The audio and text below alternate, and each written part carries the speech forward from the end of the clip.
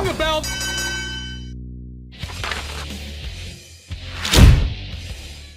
Hello, everyone, and welcome to the Slam Society here. I'm your host, Karlifornia, once again, this time with our review of MLW Once Upon a Time in New York from March 16th, 2024, from the Melrose Ballroom in New York, New York. As we know, I've been loving MLW lately, and this show was pretty much a continuation of that. This is a free PLE on the Major League Wrestling YouTube channel as we head to their big event, MLW War Chamber, on, I believe, March 29th, which will feature their version of a War Games match. And it just continues the crazy year that MLW has been having so far, and I am here for it. Let's kick on with it, hey? Cesar Duran with the Azteca Lucha State of the Union address. He ripped into Salina de la Renta to begin with here as he hypes up his May 11th show, which is like a Lucha Libre extravaganza that MLW be putting on. And he started talking about bringing in a luchadora from Mexico to dominate the women's featherweight division. And what do you know? Zayda's theme song hit, and we all know how big of a fan I've become of Zayda. Because the character is so delusional that she would actually come up and step up to Cesar Duran, who appears to be quite a dangerous man. She mouths off at him over, she being the rightful number one contender and no one else should be coming in to take her spot. And of course, Brett Ryan Gosselin got on the mic too, and Cesar rebutted him. But then, of course, Salina popped up on the big screen, and she accepted Cesar's challenge whilst also tearing Zayda a new one. So that leads to a six-man scramble that was after this with Cannonball, Brett Ryan Gosselin, Dyln, McKay, Marcus Mathers, Love Doug, and Ichiban.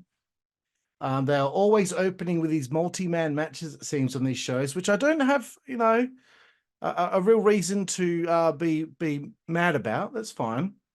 I'll let it slide because MLW have been killing it for me lately.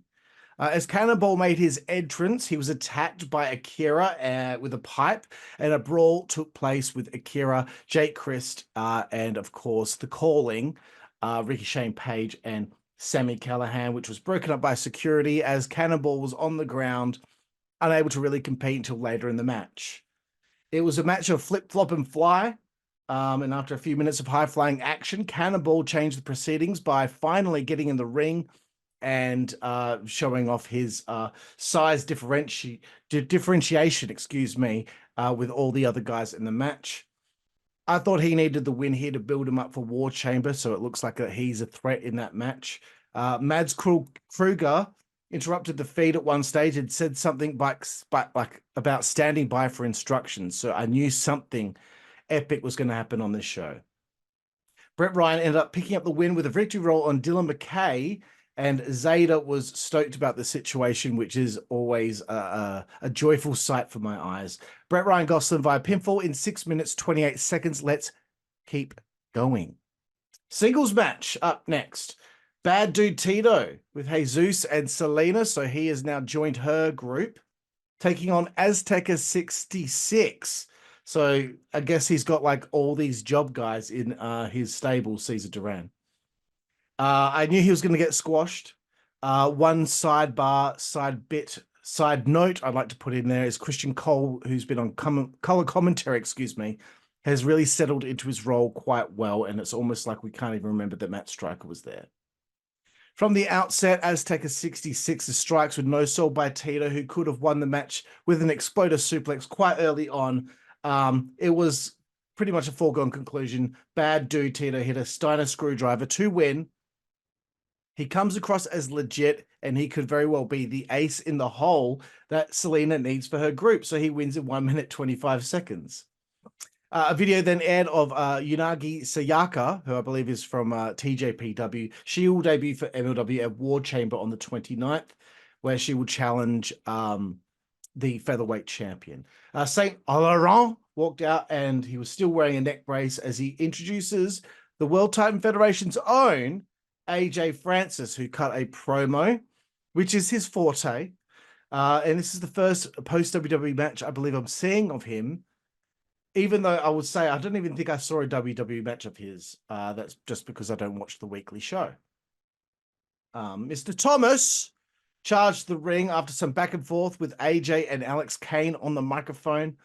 AJ got in charge after weathering the storm from Mr. Thomas by hitting a big power bomb. Mr. Thomas, though, he really impressed me. He hit a Hurricane Rana takedown on the big man. And considering he's 6'7", that's pretty cool. MSL, though, distracted Mr. Thomas, and AJ Francis hit the blackout to win. That was really quick. I expected that to go a bit longer than it did. It only went 2 minutes and 10 seconds. Mads Kruger sends another threatening message about Contra coming in and destroying MLW. We will soon see what that's all about. Coming up next, MLW Women's World Featherweight Title #1 contendership on the line here. Delmi Exo, who has been shown to now be siding with Cesar Duran to the disgust and anger of Salina de la Renta, takes on Zayda with BRG at ringside. No MSL this time. Salina on commentary, as I said, and I thought Zayda was going to go over here because Delmi has already lost a few opportunities at the championship. She enters with Cesar Duran. As I said, they went back and forth in this matchup. It was a little clunky at different stages. They have had better matches. The only thing that really bothered me about this was that an Azteca henchman showed up and distracted Zayda during the matchup, which cost her the match, and Delmi Exo got the victory with her package pile driver. The reason why I didn't like that was because we just saw that finish between Mr. Thomas and AJ Francis with a very simple distraction as well. I think we could have come up with something a bit different there, ladies and gentlemen.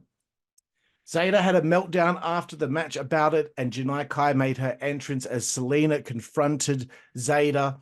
Janai Kai slapped the taste out of Zayda's mouth, and then Cesar Duran, who was in the ring, had called Salina a $2 whore. So Jesus Rodriguez ran toward the ring and punched Cesar in the face. It was a massive ordeal, and it was chaos that I've come to enjoy in Major League Wrestling. So Delmi Exo wins in 4 minutes, 19 seconds. Coming up next, singles match here. Davey Boy Smith Jr. with Josh Bishop at ringside takes on Matt Riddle, non-title match. I thought this would be an interesting one. Haven't seen these two work together before. MSL was on commentary, impressed with Riddle. And you know what? I honestly think Riddle could be the crown jewel of the World Titan Federation if they wanted. But I have a feeling Matt Cardona will be back soon. They had a great little grappling session to start things off between the two here. I would love for Davey Boy to pick up the win here because so far it has been mostly a foregone conclusion. MSL on commentary dedicated the match to the memory of Carl DeMarco, the former president of WWE Canada, despite him being alive. That's my pop of the show. Riddle took control after wiping Bishop out off the ring apron and hit his usual flurry of moves as he headed toward trying to win the matchup here. Excuse me for constantly stepping on my words. Bishop got involved again before Davey Boy Smith Jr. hit a big-time superplex. Riddle kicked out at 2.99. This was match of the show in total. They traded pinfall attempts. Riddle attempted a triangle choke. A sharpshooter reversal from Davey Boy Smith Jr. was very welcome to these eyes. It was almost like a WrestleMania-level IC title match. If they got given maybe another 7 minutes, perhaps we could have got there.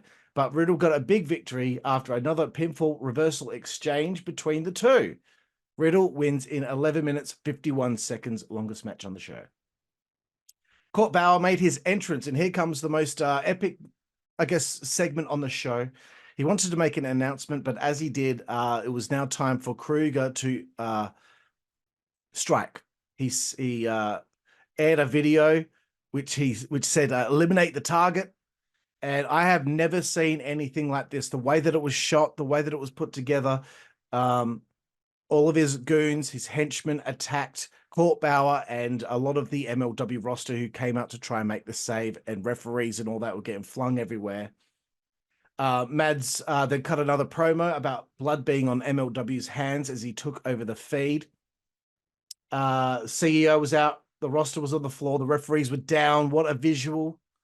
The way it was shot again and the videos that played as, you know, they were charging towards the arena through the backstage area was really, really cool and something different that I've never seen. It made it seem like some sort of terrorist attack, which is utilizing like cyber terrorism by taking over the feed. To make it real, though, I would not have been showing instant replays, and I would have probably done something where we have a bit more of a break from proceedings because all those referees just got attacked. So surely maybe we need to like throw someone else out there to referee the next match as we try and keep the show keep going. That's just me. If you want to make it seem real, then let's make it seem real. The next match, though, was a singles match. Magnus with Cesar Duran taking on Star Jr. with Jesus and Salina at ringside. I would say, though, at this point, the show has now become a little heavy on the Cesar versus Salina angle. I think the women's title match should have been the last chapter in that story on this show, because I think we needed a match that was about the calling and their feud with Akira and Jake Christ. You know, would have it hurt to have Christ versus Callahan here? Nonetheless, it was a nice palate cleanser to have a Lucha Libre match. I saw Magnus for the first time on the AEW pay-per-view Revolution. I also think that to make the Contra story feel real, people should be acting distracted whilst this is all going on. Star Jr. really impressed with some dangerous looking dives. They continued to go back and forth until Star Jr. hit a springboard double stomp to win in 8 minutes, 36 seconds. I'm sorry that this is a quick review. I have other things to do today. Cesar Duran was shown putting coins in the eyes of a fallen Rocky Romero backstage, literally after that match had just ended, excuse me. It was okay. It was a cool, confronting look to this situation, but we could have had the main event first and ended it on this cliffhanger. Whilst we did have that wild brawl to end the show, it still would have been fitting to end the event after the World Title and Federation was standing tall in the ring. Just my 2 cents. Let's get to the main event of the evening here. Alex Kane with CozyMAX, which is Satoshi Kojima and Shigeo Okumura, with Faye Jackson at ringside taking on the World Titan Federation of Richard Holliday, Josh Bishop, and Tom Lawlor. Saint Laurent was at ringside too. So it broke out into a massive brawl to start off. This is the match that is the preview for War Chamber. I think the only constructive criticism I can give is that there's too many angles on the show involving MSL and his plight and Salina and Cesar. We could have definitely done with showcasing, again, the Callings feud with Akira and Jake Christ, and of course Raven. They did get seen brawling again later in the show, but wouldn't have hurt to have had a little bit more for that. Or even like maybe there's like another feud we can highlight on the show. We can do more than 3 stories at once, right? But the World Titan Federation had supreme control for a good portion of this match. Okumura finally got the hot tag to Alex Kane. It looked like they were definitely protecting Kojima and his knee injury that apparently is legit. Kojima got a blind tag and then nailed Bishop with the lariat, and they picked up the win in 9 minutes, 38 seconds.